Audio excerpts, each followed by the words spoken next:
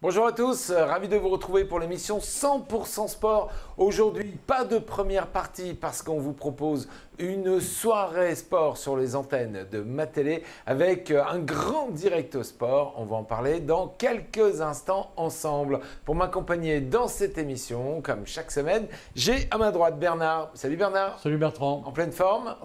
Tu voulais du vert, t'en as? Un bon week-end où l'ensemble des clubs saint-quentinois se sont presque tous, en tout cas, affirmés comme étant des champions. Et de l'autre côté, j'ai un champion, c'est Baptiste. Salut Baptiste. Salut Bertrand, merci pour le compliment. Eh ben Baptiste, victoire du Saint-Quentin Volleyball, victoire de OSQBB, petite défaite de l'OSQ. On va parler de hockey and troll avec une première ici à Saint-Quentin et on va parler du final départemental de l'athlétisme. Voilà ce que vous allez découvrir dans cette émission.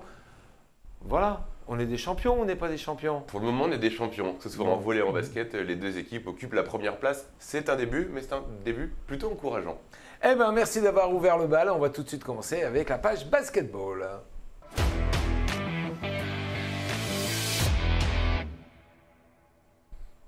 Bernard, t'étais où vendredi? Devant mon écran télé, je regardais le match de basket. Et le cœur est tenu? Ah mais quel match! Quel match, quel match, quel match! Quelle soirée de dingue on a vécu encore vendredi soir avec ce SQBB qui n'arrête pas de se réinventer. Ces joueurs qui disparaissent et qui réapparaissent, qui d'un seul coup, leur talent, on ne sait pas ce qui se passe, se met à briller. On a vu un SQBB comme moi, j'en avais jamais vu un. C'est vrai qu'on a vu une équipe du SQBB très à l'offensive avec plus de 100 points inscrits. Ça fait vraiment plaisir de retrouver des Saint-Quentinois, un petit peu comme Benoît Gillet qui a retrouvé une sacrée adresse. C'est l'adresse qui a fait défaut justement au Saint-Quentin Basketball dans ce début de saison. Mais oui, on peut le dire, le SQBB a fait tomber l'ex-leader de Pro B maintenant dans un sacré derby qui sentait la poudre. Eh ben, c'est de ta faute, ça. Enfin, c'est grâce à toi, en fait. C'est pas de ta faute. Tu as dit un derby, ça se joue pas, mais ça se gagne. Eh ben, on l'a gagné. Et forcément, si vous avez envie, si vous n'étiez pas devant votre écran de smartphone, de télé, sur LNB TV, eh ben, allez, petit cadeau, régalez-vous. Voici le résumé de cette rencontre. SQBB qui est allé se frotter, eh ben, au leader du championnat. Regardez, ils les ont décrochés de tout là-haut. En regardant.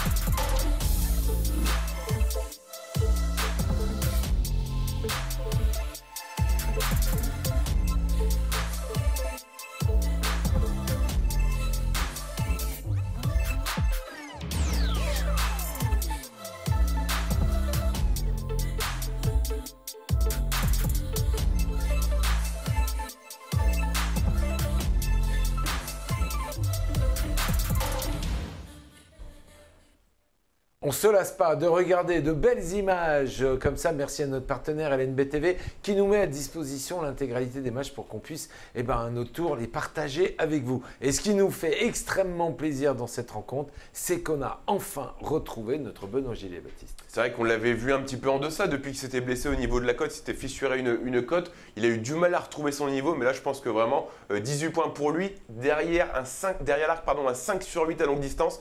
Il a vraiment fait le taf et il a vraiment aussi tiré ses coéquipiers vers le haut. Et quand on voit ses moves, il a plus de 30 ans. Il a encore des cannes de 20 ans. Eh ben oui, on l'a encore pour quelques années pour être là et diriger cette équipe. Je vous rappelle que c'est le capitaine de cette équipe. Et d'ailleurs, on va le retrouver tout de suite dans la salle de conf de presse du côté de Lille. On l'écoute. Ouais, c'est vrai que c'était pas forcément le plan. On voulait les limiter un peu au niveau du scoring. C'est un peu raté ce soir. Il score encore 84 points, mais on a réussi à trouver des solutions pour en mettre plus. Donc c'est bien, on fait quand même de bonnes choses défensivement, mais après c'est une bonne équipe et ils jouent bien au basket, donc ils ont trouvé des solutions, nous ont posé des problèmes. Mais de l'autre côté, on a réussi à trouver des solutions aussi nous collectivement pour mettre des points, donc c'est bien. Je fais une grosse deuxième mi-temps ce soir, ça nous aide à gagner, c'est ça le plus important. Ça me fait du bien à moi personnellement de retrouver de l'adresse aussi. Voilà, je ne vais pas mentir, c'était un peu dur ces derniers temps, mais depuis que j'étais revenu de blessure, mais après je travaille pour ça, pour avoir de l'adresse, mettre des shoots, donc ça revient ce soir et c'est tant mieux, c'est sûr que je suis content de ça. Chaque match, c'est des joueurs différents, c'est ça qui est intéressant et dur pour les équipes adverses parce qu'on ne peut pas se focaliser que sur une ou deux personnes. À chaque fois, ça peut être un autre qui sort du lot. Donc c'est bien, ça prouve qu'on est une équipe collective et que le danger peut venir de partout suivant les soirs. L'équipe collective, on l'a vu à travers cette rencontre, parce que nous on note la prestation de Benoît Gillet parce qu'il était en mal de réussite depuis plusieurs rencontres. Mais le collectif était bien présent. Ça pêchait un petit peu du côté défensif. Mais enfin, on ne peut pas mettre 100 points et être en dessous de chaque panier. Même si, je suis sûr que tu vas me dire, Julien, il aurait voulu qu'on fasse un 150. On est en dehors des standards défensifs. On en prend 84. Et oui, Julien, forcément, il aurait voulu limiter un peu la casse. Offensivement, on était vraiment au rendez-vous. Et comme on en parlait tout à l'heure entre deux sujets, c'est vrai que tu ne peux pas être dominant en attaque et être très fort en défense. On l'a déjà fait des fois. Mais voilà, la marque de fabrique de 51 cette année, c'est la défense. L'attaque était au rendez-vous vendredi, mais ce soir, face essentiellement, on est sûr qu'on aura les deux. Bernard, la distance, puisque le derby c'est aussi régional, donc la distance entre Saint-Quentin et Lille a certainement poussé les spectateurs saint-quentinois à faire le déplacement. Ouais, c'est vrai que pour la Lille, 110 km, on a pour une petite heure, tu as l'autoroute, et puis bon, on l'avait assez annoncé, c'est un derby, c'était vraiment un derby, donc il fallait du monde à Lille. 2050 spectateurs dans la salle, des Saint-Quentinois qui ont poussé leur équipe. Écoute, je crois que ça a marqué tout le monde et d'ailleurs, je crois que Julien Maillet a dû saluer leur prestation au public. On va aller justement entendre le coach de SQBB qui revient sur la prestation de son équipe quelques minutes après la fin du match. Ce soir, c'est une très belle victoire pour nous, évidemment, parce qu'on vient... Lille était leader et...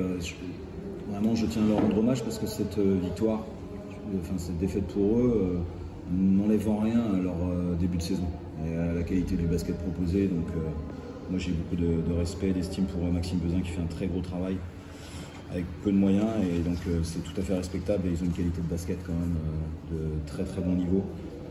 Donc, bravo à eux et bonne chance pour la suite. On gagne un match dans un scénario qu'on ne pensait pas être capable de faire. On gagne un match d'attaque. On a été en deuxième mi-temps très très adroit, notamment à 3 points. Et on a retrouvé nos shooters. Donc ça nous permet de faire des écarts quand on fait quelques stops. Parce que le passage de milieu de troisième quart-temps où on commence à être plus agressif défensivement et qu'on met de l'adresse de l'autre côté, notamment avec le passage de Ben évidemment, nous permet de faire un écart. Après c'est intéressant de prendre un écart, de faire un écart et de le conserver à l'extérieur, parce que c'est jamais facile contre la pression défensive. En plus, vraiment, je le souligne également qu'on a eu une belle salle, c'est sûr. Vraiment une belle salle. Et ça fait plaisir de jouer dans ce genre d'ambiance avec un public qui donne jusqu'au bout. Je remercie les supporters de Saint-Quentin qui ont fait le déplacement. Et je suis content pour eux aussi parce que je sais que ça leur tient à cœur qu'on puisse gagner ce genre de match à l'extérieur contre des rivaux régionaux.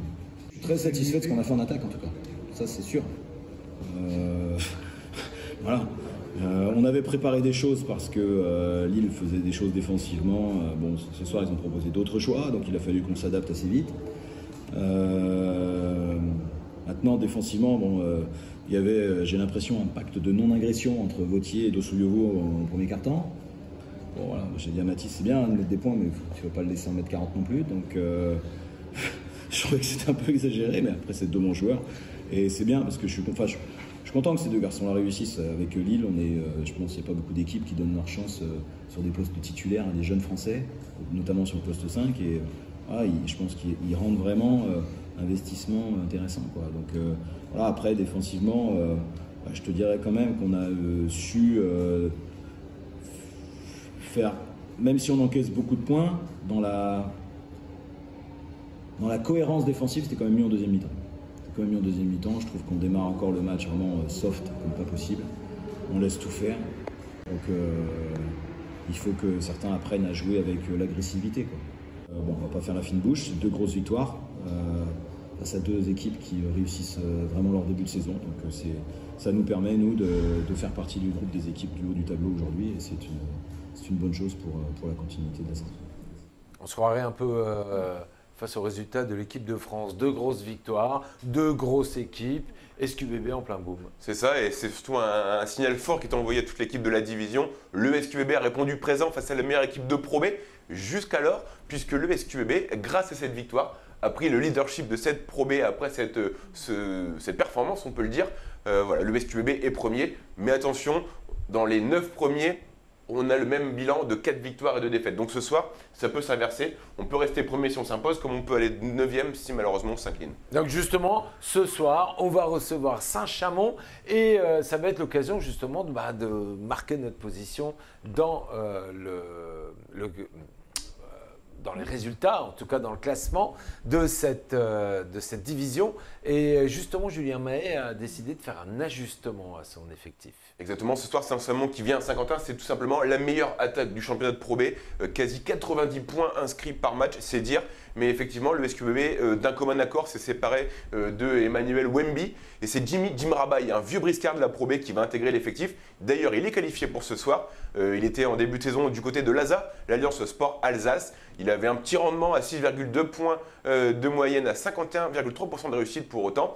C'est un international centrafricain qui va savoir compléter la raquette avec notamment William Pfister, Mathis Dossuyevo et Brandon Horvat. Il y a du kilo dans la raquette. Et la bonne nouvelle, je le dis, c'est qu'il est qualifié ce soir et il portera le numéro 35. Eh ben, on va vous donner rendez-vous ce soir au Palais des Sports pour le découvrir, le voir évoluer sur le parquet. Et si vraiment vous ne pouvez pas vous déplacer, eh ben, ça sera sur ma télé, sur notre antenne, à partir de 19h45. Messieurs, restez avec moi. On se retrouve après une toute courte petite page de publicité et on va parler volleyball, foot et on va parler athlétisme. Et puis on va aussi parler, me semble-t-il, de Run and Bike. Run and Bike. Allez, à tout de suite avec vous dans quelques instants.